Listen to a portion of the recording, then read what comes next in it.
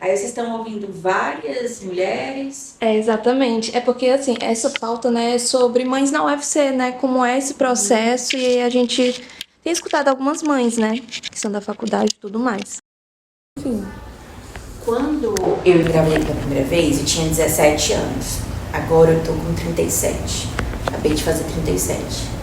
Então temos aí 20 anos de diferença. Quando você dá notícia que engravidou aos 17 anos, as pessoas dizem, que pena, né? Tinha um futuro pela frente. E você escuta isso aos 17 anos e sente que a sua vida afundou, né? Que você acabou com a sua vida. Quando eu descobri que ia ser mãe, eu estava no ensino médio, na escola pública, e estagiando no Instituto Federal. Então, foi um misto de emoções, sabe? Foi aquela coisa, meu Deus, o que é que eu vou fazer agora? Como é que eu vou fazer para estudar, terminar o ensino médio e trabalhar e conciliar agora a maternidade? Então, foi um choque extremo, né? Então, no início, a partir do momento que eu entrei na universidade, foi bastante difícil pela falta de informação que eu não tinha, porque para mim é um mundo totalmente novo, Universidade Federal, era totalmente diferente da realidade que eu tinha de escola pública e tudo mais. Eu me lembro de perguntar para esse professor, eu fazendo curso noturno, né?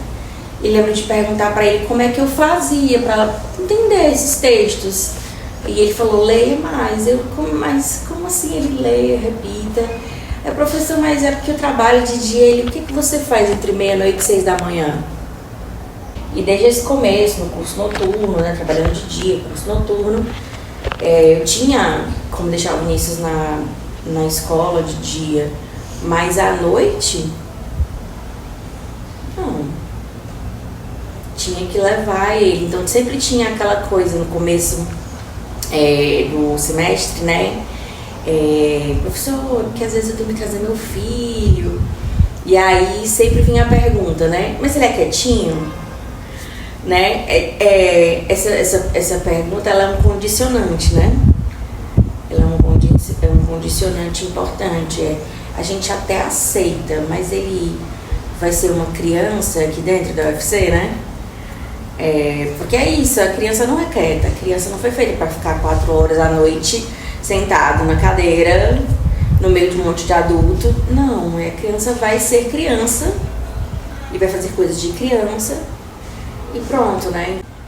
E aí eu levava ele assim, com esse condicionante, né, de ser quieto. E eu acho que ele entendia, assim. E fora que, apesar dos professores terem essa primeira postura, no final iam, sabe, trocando ideia com ele, era engraçado, assim, no final das contas. Lembro de uma vez que ele levantou no meio da aula, na aula de um professor super cabeção lá, foi até a lousa e disse, desculpa, eu não entendi essa parte. Como se ele tivesse entendido alguma parte, né? Porque, gente, não é fácil, assim, a gente passa por uma transformação, o nosso corpo passa por uma transformação, uma descarga energética para gerar um ser, né? Então, eu acredito assim, eu me vi em um momento muito vulnerável em questão de quesito de saúde mental, até mesmo para lidar com maternidade e as atividades extracurriculares. Mas isso vem colocando uma outra questão, que é o adoecimento psíquico. Porque cumprir todas essas funções e atender às expectativas do outro, às expectativas sociais, trazem muitos rebatimentos de ordem da saúde mental mesmo. Porque quando você interdita esse lugar para crianças, você interdita esse lugar para as mães dessas crianças, principalmente. Então você limita o futuro dessa mãe, mas acaba limitando também o futuro dessa criança. Então não é um impacto só direto nessa mulher, mas é um impacto também geracional. Ai, filha, você me gravou. E foi uma surpresa, na verdade, né? A gravidez veio assim como um grande presente mesmo pra gente. E eu decidi ir na faculdade, ter as aulas normais até o período que eu tivesse que realmente entrar de licença, né? Então, assim eu fiz. Fiquei cursando jornalismo, vindo às aulas e tudo, até a 32ª semana, que foi o período onde eu pude ter ali o regime especial. E aí ainda continuei no regime especial em casa, né? A faculdade, ela deu todo esse suporte que funcionava como, né? Eu entrei com regime especial, tinha aulas online, a professora me orientava, os professores orientavam para que eu fizesse trabalhos em casa até o período de eu ter, né, meu bebê. E aí o Caleb veio com 40 semanas, né? Então eu consegui concluir o semestre no regime especial. Então eu faço a amamentação exclusiva. E aí eu fico com aquela dúvida, né, de como vai ser esse retorno, já que eu tenho que voltar, mas eu tenho um bebê que depende ainda de mim, de amamentação, né, exclusiva e tudo. Então eu acho que se eu pudesse falar algo que possa melhorar na faculdade em relação a isso, nas universidades, né, em geral, seria de ter espaços de amamentação, por exemplo, na própria faculdade, onde eu pudesse vir, trazer o bebê e saber que eu vou ter um apoio ali, né, por exemplo, um fraldário, né, por que não, já que tem várias mulheres que se tornam mãe durante o período de faculdade. Um fraldário com amamentação, um cantinho reservado, né, onde realmente facilitasse esse período desse retorno. Porque, na verdade, eu ainda não sei como será, de fato, né? Pretendo voltar agora, mas eu sei que vai ser uma adaptação, né, de ter esse momento com meu filho, de amamentar e estar na sala de aula.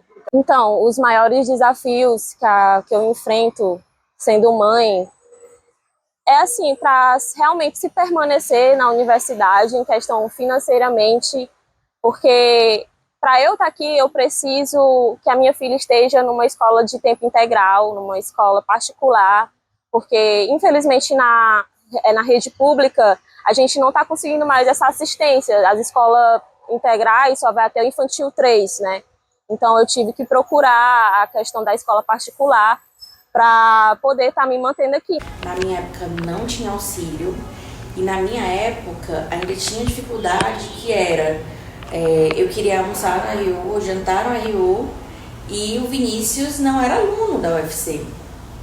Então imagina aí a dificuldade. Então tinha que fazer amizade com a galera do RU, meu Deus, eu espero não estar comprometendo ninguém. Acho que já prescreveu. Mas tinha que fazer amizade com a galera pra deixar ele entrar e dividir o prato comigo. Não era nem pra pegar 2 refeições, era pra dividir o prato mesmo, até porque eu não tinha dinheiro pra ficar comprando, enfim, né? Então a gente não só não tinha apoio, como tinha muita dificuldade. Porque o que acontece? A sociedade, ela cobra que a mulher vá, que continue, né, que, enfim, trabalhe, estude, mas ao mesmo tempo também que seja uma mãe presente que cuida do seu filho. Então, trazer esse equilíbrio é muito forte, né?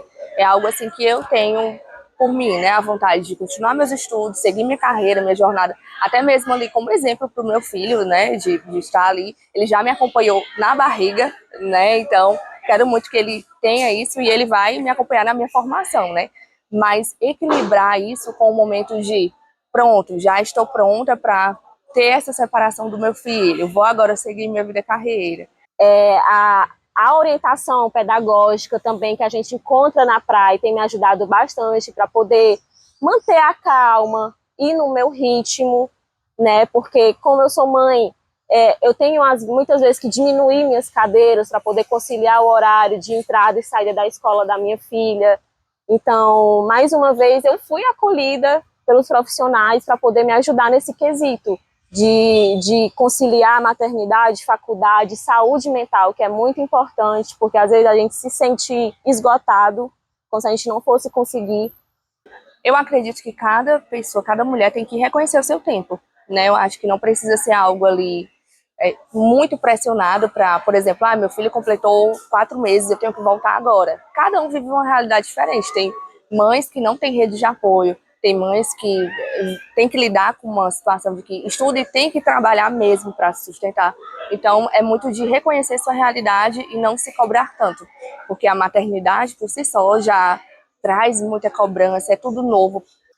Olha, as mulheres que alcançam cargos né, lugares por excelência dentro da vida acadêmica, por exemplo, pesquisadoras, mulheres pesquisadoras que têm bolsas para pesquisar, né, ou que exercem, atuam como professoras, não só da graduação, mas em outros níveis. Normalmente, quando se recupera a trajetória dessas mulheres, você vai perceber que são mulheres brancas, são mulheres provenientes de uma classe social mais favorecida, porque elas tiveram a retaguarda para alcançar esses lugares. E quando elas se tornam mães, elas têm uma outra retaguarda, que é a de ou pagar determinados serviços para que fiquem com as crianças, ou mesmo as babás, né, ou funcionárias que ficam em casa, muitas vezes num tempo maior do que aquele que é por lei, para que elas possam efetivar suas atividades profissionais, mas isso é importante de ser pensado porque muitas mulheres que alcançam esses lugares, elas alcançam, mas oprimindo outras.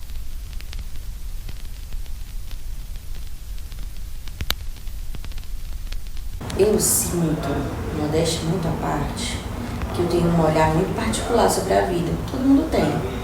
Mas eu sinto que as situações que eu passei ao longo da minha vida construíram a minha identidade e complexificaram o meu olhar de um jeito muito potente. E eu sinto que eu cresço a cada momento em que eu me abro para conhecer outras realidades, muito abertas às pessoas e aos seus olhares também, valorizam muito meu olhar. Eu sinto que eu sou uma pessoa, eu também gosto muito de conhecer o olhar do outro. E eu acho que